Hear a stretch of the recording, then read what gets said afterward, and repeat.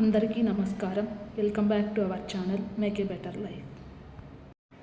అన్నిటినీ మించి మనిషిని ఎన్ని రకాలుగానో అనుగ్రహించేటటువంటి విశేషాలన్నీ ఈ కార్తీక మాసంలోనే జరుగుతాయి.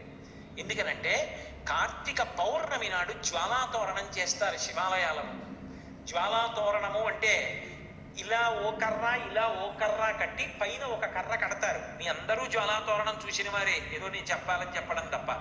దానికి ఆవిరి గడ్డి తీసుకొచ్చి కడతారు. దాని మీద నేయి పోసి వెలిగిస్తారు. వెలిగించి ఆ మంట అంటుకోవడం ప్రారంభం అవగానే పల్లకీలో పార్వతీ పరమేశ్వరుల యొక్క ఉత్సవమూర్తులను ఉంచుకొని ఆ మంట కింద నుంచి 3 మార్లు వెళ్ళొచ్చేస్తారు. ఎందుకు అలా వెళతారు జ్వాలాతోరణం కింద నుంచి అంటే, జీవి అనేకమైనటువంటి పాపములను చేసి శరీరం విడిచిపెట్టిన తరువాత పరిగెత్తి దాహంతో చివర ఆ యమసదనానికి వెళ్ళినప్పుడు మంటలతో ఉన్నటువంటి తోరణం కింద నుంచి లోపలికి వెళతాడు అని శాస్త్రం కదా ప్రమాణం. నాకు నచ్చిందండి, నచ్చలేదండి అని చెప్పడానికి కాదది. తస్మాత్ శాస్త్రం ప్రమాణంతే కార్యాకార్యం వ్యవస్థితం. నీ బుద్ధికి తోచినవన్నీ సత్యాలైతే భూమి తిరుగుతోంది, నీకు కనపడిందా? భూమి తిరుగుతున్నట్టు కనపడిందా? భూమి తిరుగుతున్నట్టు కనపడటం లేదుగా. మరి భూమి తిరుగుతోందని ఎలా నమ్మావు? శాస్త్రవేత్త చెప్పాడు కాబట్టి నమ్మావు.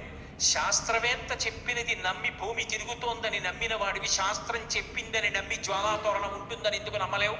నువ్వు నమ్మకపోయినంత మాత్రం చేత శాస్త్రం అబద్ధం కాదు. ఎవడు నమ్ముకున్నాడో వాడికి అభ్యున్నతి లేకుండా పోదు.